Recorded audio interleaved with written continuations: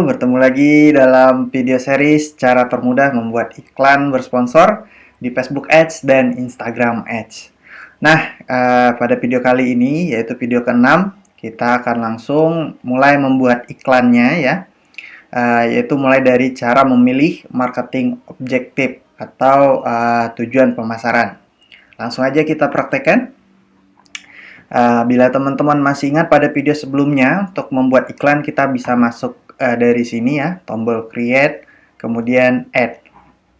Atau juga dari sini, tombol segitiga ini, kemudian bisa pilih business manager, manage, atau manage ads yang ini, bisa pilih. Nah, kalau kita klik tombol create, kemudian add ini, otomatis akan masuk ke akun iklan personal. Ini akun iklan personal. Sedangkan kalau kita ingin membuat iklan dari business manager, itu kita bisa pilih dari sini. Kita pilih business manager mana yang ingin kita buat iklannya, atau kita ketikkan di browser kita busines.facebook.com. Oke. Nah, di sini saya akan lebih mencontohkan kepada Anda bagaimana kalau kita masuknya dari business manager. Oke, karena kalau dari personal ya caranya sangat mudah seperti ini. Sedangkan kalau dari business manager, cara pertama Anda pilih di sini business manager yang ingin Anda gunakan untuk beriklan. Cara kedua Anda ketik di sini, kemudian pilih business manager yang ingin Anda gunakan. Oke, sini saya pilih yang ini.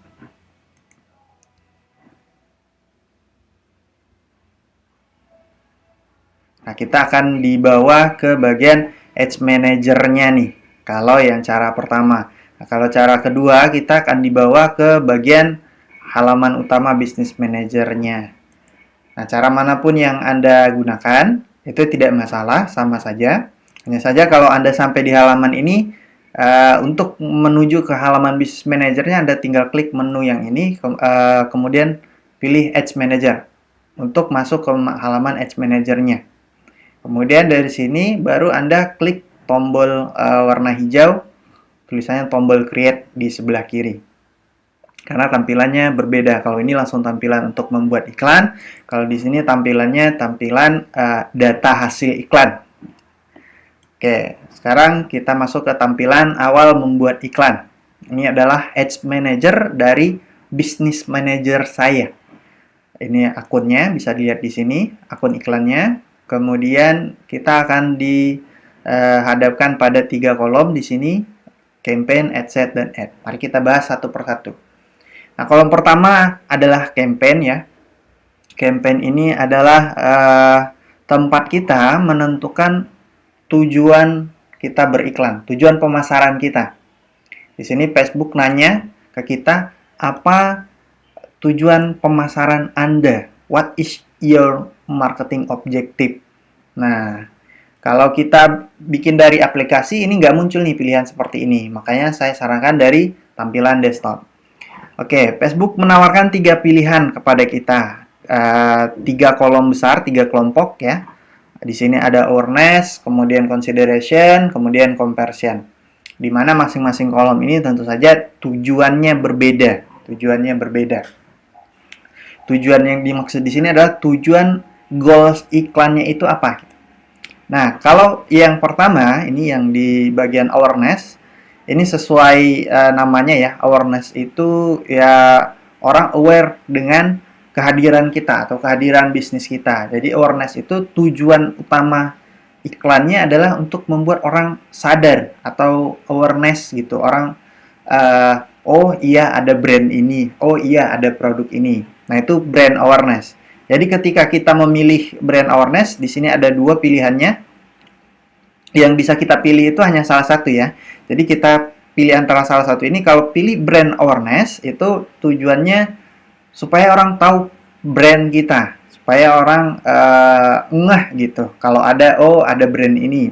Misalnya contohnya, perusahaan-perusahaan besar mau launching produk nih. Mereka belum jual produknya, tapi baru mau launching. Mereka ngasih tahu dulu nih ke masyarakat. Ini loh, bentar lagi bakalan launching, ini ada produk baru, dari brand kami gitu. Contohnya seperti itu. Itu tujuan brand awareness supaya orang oh iya ini ada produk baru sebentar lagi bakalan keluar. Kemudian yang kedua reach. Reach ini jangkauan. Nah, tujuan reach ini adalah menjangkau sebanyak-banyaknya orang. Menjangkau sebanyak-banyaknya orang dengan tujuan memberitahukan kepada orang, ini loh, ada produk yang bentar lagi keluar atau baru keluar gitu. Jadi, menjangkau sebanyak-banyaknya orang. Nah, tujuan awareness ini akan dioptimasikan oleh Facebook, baik yang brand awareness maupun reach ini, untuk membuat orang aware kepada produk kita. Itu tujuan dari kolom awareness. Nah, yang kedua, kolom consideration, atau bahasa Indonesianya pertimbangan. Consideration itu artinya si audiens kita atau orang yang melihat iklan kita itu sudah bisa memutuskan dia mau beli atau tidak. Sudah bisa mempertimbangkan dia beli atau enggak gitu. Tertarik atau tidak. Kemudian di dalam kolom consideration ini ada 1, 2, 3, 4, 5, 6. 6 pilihan yang harus kita pilih salah satu. Jadi nggak bisa kita pilih 2 atau berapa, hanya satu yang boleh kita pilih. Yang pertama traffic. Traffic itu artinya Facebook akan mengoptimasi iklan kita, akan menayangkan iklan kita kepada orang-orang yang berdasarkan historinya di Facebook, mereka itu sering klik. Kalau lihat link itu diklik gitu. Nah, itu Facebook punya tuh datanya. Siapa aja di antara orang-orang yang kita target itu yang suka ngeklik. Nah, itu akan dioptimasikan untuk klik. Tujuannya mendatangkan traffic atau pengunjung sebanyak-banyaknya ke link yang kita berikan. Bisa link ke website, bisa link ke WhatsApp, atau link ke toko kita di marketplace atau di Instagram dan dimanapun selagi menggunakan URL atau link. Itu yang pertama, traffic. Nah, yang kedua itu engagement. Engagement ini artinya interaksi. Interaksi kalau bahasa Indonesia, maksudnya iklan kita itu akan dioptimasi oleh Facebook untuk mendapatkan sebanyak-banyaknya like, sebanyak-banyaknya komen, dan share. Jadi tujuan interaksi itu ada 3, like, komen, dan share. Yang mana Facebook akan mengoptimasinya berdasarkan data yang mereka punya. Otomatis hasil akhirnya ya banyak like, banyak komen, dan banyak share. Kemudian app install. Yang ketiga, app install adalah iklan yang ditujukan untuk mendapatkan penginstalan aplikasi sebanyak-banyaknya. Nah, jadi kayak Facebook juga sudah punya data siapa aja sih yang kalau lihat promo aplikasi itu atau lihat aplikasi baru itu langsung diinstal. Nah, itu akan dioptimasi oleh Facebook untuk tujuan penginstalan aplikasi. Contoh, kita mempromosikan aplikasi, misalnya kita buat aplikasi sendiri, atau kalau perusahaan yang sudah besar seperti Marketplace, Tokopedia, Bukalapak, Shopee, Lazada, dan lain-lain ya, atau Gojek, Grab, itu kan mereka di awal masa promosi pasti mereka ingin sebanyak-banyaknya orang menginstal aplikasi mereka. Nah, itu mereka pakainya app install nih, iklannya. Kemudian yang keempat itu video views. Video views adalah iklan yang kita buat untuk tujuan mendapatkan penayangan video sebanyak-banyaknya. Sebanyak-banyaknya orang yang menonton video kita, tentunya videonya dari kita, kemudian kita akan dapat datanya orang nonton itu berapa persen dari video kita.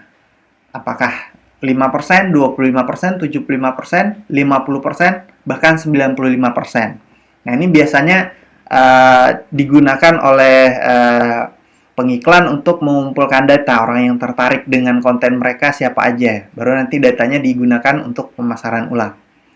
Itu video views.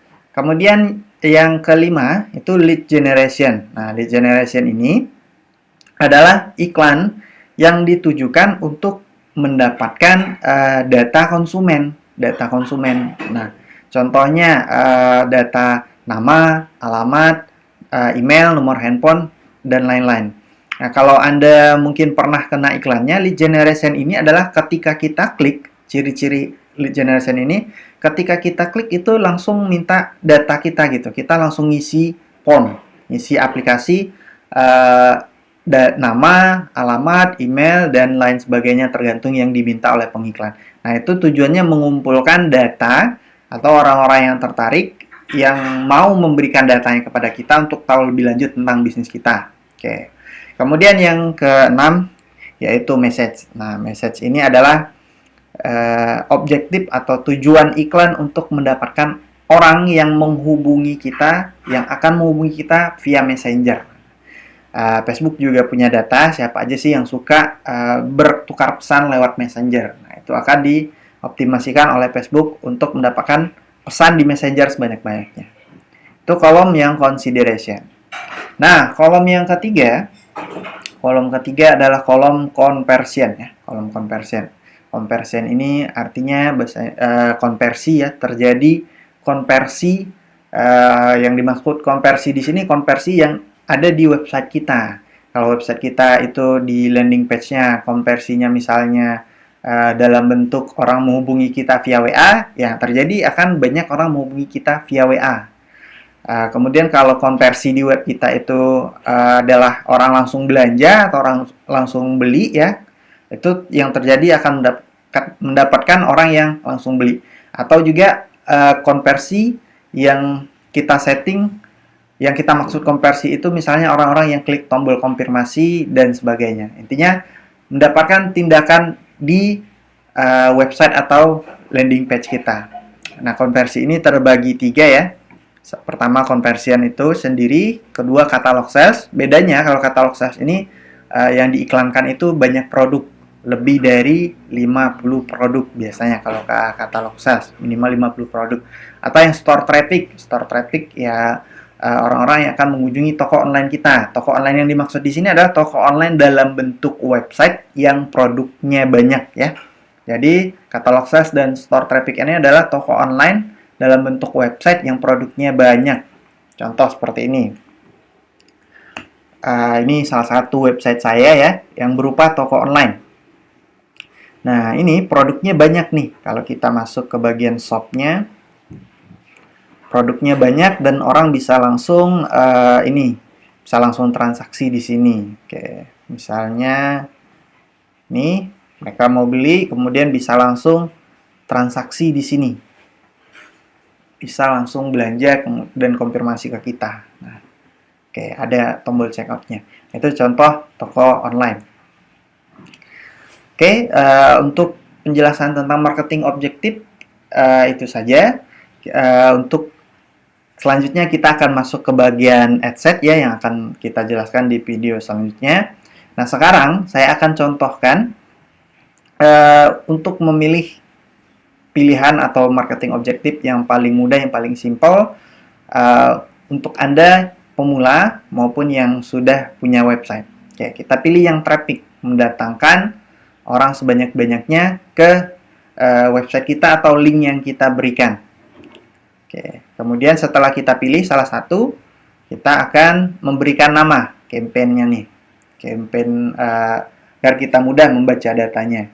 Nah, penamaan ini bebas ya. Kalau saya biasanya nama itu pertama objektifnya ya. Objektif iklannya apa, kemudian produknya apa. Misalnya di sini saya jual salah satu produk dropship ya. T3. Oke. Kemudian untuk campaign budget optimization itu boleh di-off-kan, boleh di-on-kan. Kalau di-off-kan artinya budget kita itu akan ada di level adset. Tapi kalau kita on-kan, budget kita itu ada di level campaign. Nah, bedanya apa? Bedanya adalah ketika budget kita di campaign, satu campaign ini bisa terdiri dari banyak adset.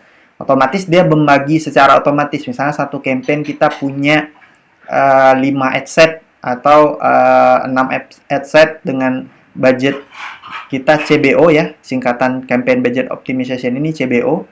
Kalau kita campaignnya CBO misalnya budgetnya 100.000, kalau adsetnya 4 otomatis akan dibagi sama si Facebook ini otomatis 25.000 per adset. Nah, tapi kalau kita nonaktifkan, kita bisa tentukan sendiri per adsetnya kita mau berapa gitu. Misalnya adset A ada berapa sekian ribu, misalnya adset B itu lebih tinggi atau adset C lebih rendah. Nah, itu bisa kita tentukan dengan memilih yang menonaktifkan campaign budget optimization. Oke, untuk tahap awal kita nonaktifkan dulu dan kita klik continue. Dan kita akan lanjutkan di video selanjutnya tentang AdSense. Sekian dulu tips atau video cara memilih marketing objektif atau campaign. Jangan sampai salah pilih. Sesuaikan dengan tujuan Anda, funneling Anda, kemudian biaya jualan Anda. Sampai jumpa di video berikutnya. Terima kasih.